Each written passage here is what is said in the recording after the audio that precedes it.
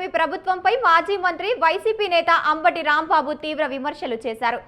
రాష్ట్రంలో law and order లేదు, దీనిని కూటమి ప్రభుత్వం పట్టించుకోవడం లేదని మండిపడ్డారు. ఎన్టీవీలో పనిచేసినప్పుడు కొమ్మినేని శ్రీనివాస్ గారు చంద్రబాబు నాయుడు గారికి వ్యతిరేకంగా మాట్లాడుతున్నారని, అంటే వ్యతిరేకం అంటే ఆయన చంద్రబాబు నాయుడు గారికి అనుకూలంగా మాట్లాడటం, ఆయన ప్రభుత్వంలో ఉన్నప్పుడు వాళ్ళు చేస్తున్నటువంటి తప్పుల్ని ఖండించేటటువంటి కార్యక్రమం చేస్తున్నాడనేటువంటి ఉద్దేశంతో ఎన్టీవీ మీద ఒత్తిడి తీసుకొచ్చి ఆయన లైవ్ షోని ఆపేశారు.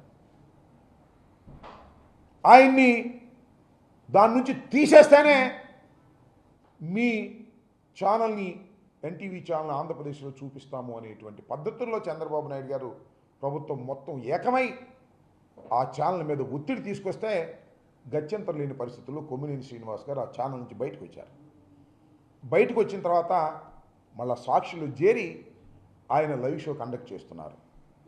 ఇవాళ కొత్తగా లైవ్ షో కండక్ట్ చేయట్లేదు. ఆయన TV5లో, ఎన్టీవీలో, సాక్షిలో లైవ్ షోలు కండక్ట్ చేస్తూ వచ్చినటువంటి వ్యక్తి ఎక్కడ తప్పు చేయలేదు ఇంతవరకు నాకు తెలిసి. మాకు వ్యతిరేకంగా కూడా చాలా న్యూస్లు రాశారు. రాజశేఖర రెడ్డి గారు ముఖ్యమంత్రిగా ఉన్న సమయంలో ఆంధ్రజ్యోతిలో ఉండి అయినా మాట్లాడుతూ ఉండేవాళ్ళం. ఆయన ఆర్గ్యూ చేసేవాడు, నేను చేసింది కరెక్టు, ఉన్న వాస్తవాన్ని నేను చెప్పాను, దానికి మీకు బాధ కలిగితే మేమేం చేస్తామని చాలా సందర్భాల్లో అన్నాడని కూడా నాతోనే స్వయంగా రాజశేఖర రెడ్డి గారు ముఖ్యమంత్రిగా ఉన్నప్పుడు CLP ఆఫీస్ దగ్గర అనేక సందర్భాల్లో మేము మాట్లాడుకున్నాం.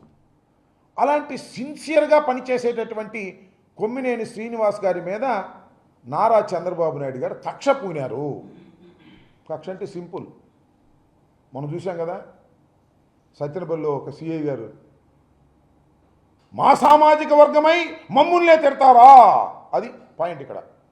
మా సామాజిక వర్గమై మమ్ముల్నే దూషిస్తారా, మమ్ముల్నే విమర్శిస్తారా, ఏ కొమ్మినేని అని కక్ష పెట్టాడు పాపం చంద్రబాబు నాయుడు గారు. ఆ కక్ష ఇవాళ తీర్చుకునేటటువంటి పరిస్థితికి దిగజారిపోయాడని మనవి చేస్తున్నాను.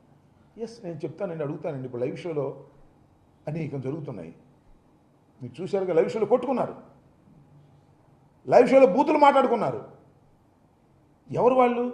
ఆ ఛానల్కి సంబంధించిన వారు కాదు. ఆ